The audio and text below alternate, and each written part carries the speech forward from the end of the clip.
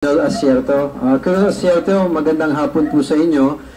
Just to make clear of things, dati po kayong pulis, tama po ba? Magandang hapon po, opo.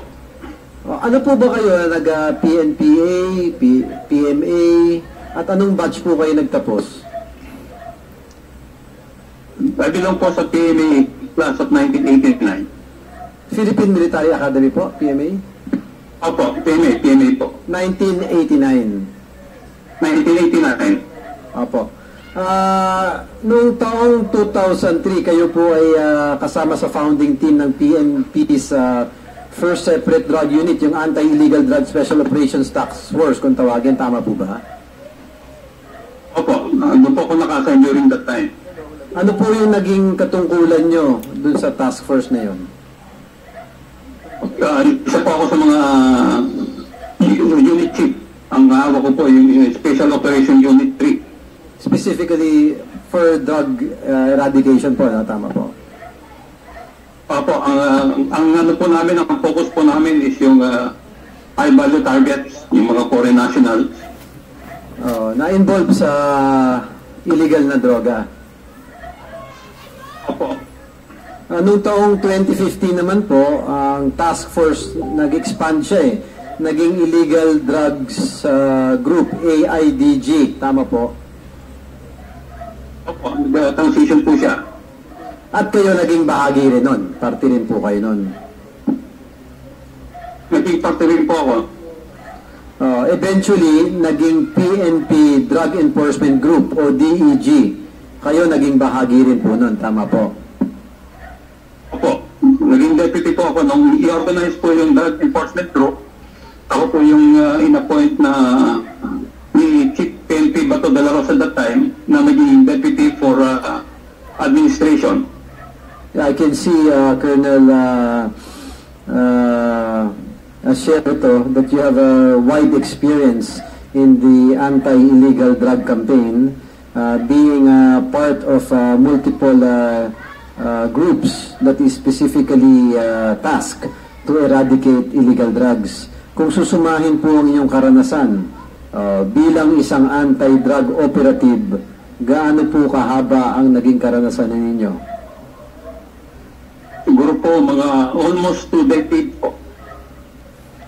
Sa haba po nung karanasan ninyo, naging matagumpay naman po sa pananaw ninyo ang mga operasyon na nagawa nyo laban sa illegal na droga? Opo, masasabi ko pong naging epektibo yung aming unit, yung SOU3, at marami po kami nakuha ang award. Almost yearly kami ang nakakuha ng award, yung mga tauhan ko. At very close po ako sa mga foreign counterparts. Sa maiksing pananalita po, very briefly,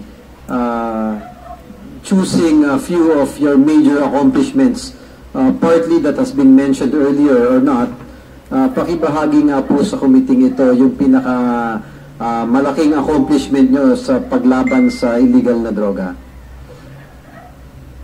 Siguro po yung pinakamalaking accomplishment ko is yung na-discovery namin yung protection na ibinigay ni Pangulong Duterte sa dalawang drug personalities, si Michael Yang at si Alan Lee. Sa tingin ko po, yan yung pinakamalaking accomplishment ko. Kaya lang nga po is nalagasan ako ng dalawang kasama ko. Pakipaliwanag po, ano pong ibig sabihin ng nalagasan? Yung si Captain Perote po, dinutupot sa Bacolod noong April 19, 2019. At si Master Sergeant Liwanag, retired Master Sergeant Jerry Liwanag, pinatay po noong February 24, 2021. Sino po ba mga kasama niyo rin sa PMA? Hindi po, mga tauhan ko po sila sa SOU3. From the ranks po sila. Sa anti-drug operation unit niyo rin po? Opo. First time ko pong narinig yung nangyari na yan. Ano po ba ang sa tingin nyo, bakit po ba o sino po ba ang may kagagawan ng pagkamatay ng inyong mga kasamahan sa anti-illegal drug campaign? Wala pong iba kundi yung dating Pangulong Duterte. Dahil gusto nila kaming patahimikin dahil sa na-discovery namin na involvement ni Michael Yang sa ni Alan Lim. Ito rin po ba yung dahilan kung bakit wala mo na yung... sige po, pakituloy po. Pasensya na po. Ano po yung tanong? Ito rin po ba yung dahilan kung bakit wala kayo rito ngayon at kayo po ay natatakot para sa inyong kaligtasan at buhay? Actually, kinasuhan po nila ako eh. Meron po akong warrant of arrest kaya nagtatago ako at meron po nakapatong sa akin na 15 million para po mapatay nila ako. Noong taong 2017 bilang isang illegal anti-drug operative, kayo po ay nagsabit ng isang confidential report that was earlier touched by Congressman Benny Abante. A confidential report linking a high-profile personality sa illegal na drugs. Gaya ng nabanggit kanina, ito ay si Michael Yang, Alan Lim, tama po ba yon? Opo, at si Johnson Chua po. Kasama po siya, okay. Ano po yung posisyon ninyo nung ginawa ninyo yung particular na report na ito involving the personalities of Michael Yang, Alan Lim? At the time po, ako po ang Deputy Director for Administration ng Drug Enforcement Group. Base po sa report na ito na isinumiti ninyo at nagawa ninyo na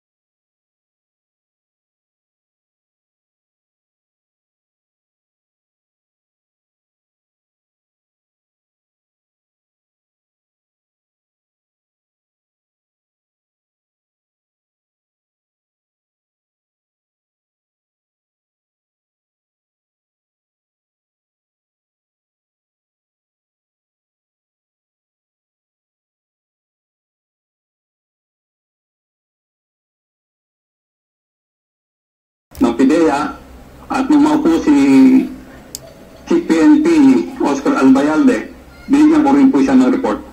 ano po nangyari sa report? Wala po nangyari. Ako po ang binaligtad.